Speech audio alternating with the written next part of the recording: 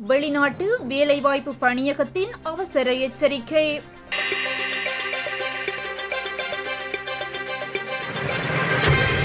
Moldova நாட்டில் வேலைவாய்ப்புகளை பெற்றுத் தருவதாக கூறி வெளிநாட்டில் வசிக்கும் இலங்கையர் ஒருவரால் முன்னெடுக்கப்படும் பாரிய அளவிலான மனித வர்த்தகம் குறித்த தகவல்கள் இலங்கை வெளிநாட்டு வேலைவாய்ப்பு பணியகத்திற்கு அறிக்கையிடப்பட்டுள்ளன. சமூக ஊடக கணக்கினூடாக காணொலிகளை வெளியிட்டு இந்த மோசடி நடவடிக்கை முன்னெடுக்கப்பட்டு வருவதுடன் அவரிடம் பணத்தை கொடுத்து இந்த மோசடியில் சிக்கிய நபர்களிடமிருந்து தற்போது பணியகத்திற்கு முறைப்பாடுகள் கிடைக்கப்பெற்று வருகின்றன. அதற்கமைய அவருக்கு எதிராக தற்போது பணியகத்தினால் அவசியமான சட்ட நடவடிக்கைகள் எடுக்கப்பட்டு வருவதுடன் மேலும் இந்த மோசடியில் சிக்கியவர்கள் இருப்பின் கூடிய விரைவில் பணியகத்திடம் முறைப்பாடு செய்யுமாறு பணியகம் பொதுமக்களிடம் கோரிக்கை விடுத்துள்ளது. 1985 ஆண்டின் 21ஆம் இலக்க இலங்கை வெளிநாட்டு வேலைவாய்ப்பு பணியக சட்டத்தின்படி இலங்கைக்கு வெளியே வேலைவாய்ப்புக்காக ஆட்களை சேர்த்தல், பிரச்சாரம் செய்தல், பணம் சேகரித்தல், தகவல்களை சேகரித்தல், கடவுச்சீட்டுகளை பெற்றுக் கொள்ளுதல் ஆகியவற்றுக்கு அனுமதி பத்திரம் பெறப்பட வேண்டும் என்பதுடன் அனுமதி பத்திரமின்றி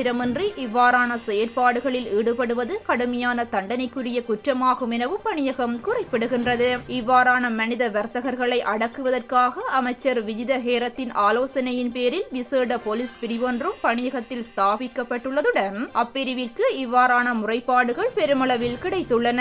வெளிநாடுகளில் தொழில் புரியும் இலங்கையர்கள் தமது தனிப்பட்ட சமூக ஊடக கணக்குகள் அல்லது புதிய சமூக ஊடக பக்கங்களை பயன்படுத்தி வெளிநாட்டு வேலைவாய்ப்புகளை பெற்றுத் தருவதாக கூறி பண மோசடி செய்யும் போக்கொன்று தற்போது உருவாகியுள்ளதாகவும் பணியகம் அறிவித்துள்ளது. எனவே வெளிநாட்டு வேலைவாய்ப்பை பெற்றுக் கொள்வதற்காக பணியகத்தின் அனுமதி பெற்ற வெளிநாட்டு வேலைவாய்ப்பு முகவர் நிலையங்களிடம் தவிர வேறு இடைத்தரகர்களிடம் பணம் அல்லது கடவுச்சீட்டுகளை வழங்குவதை தவிர்க்குமாறு பணியகம் வேலை தேடுவோரிடம் மேலும் கோரிக்கை விடுக்கின்றது.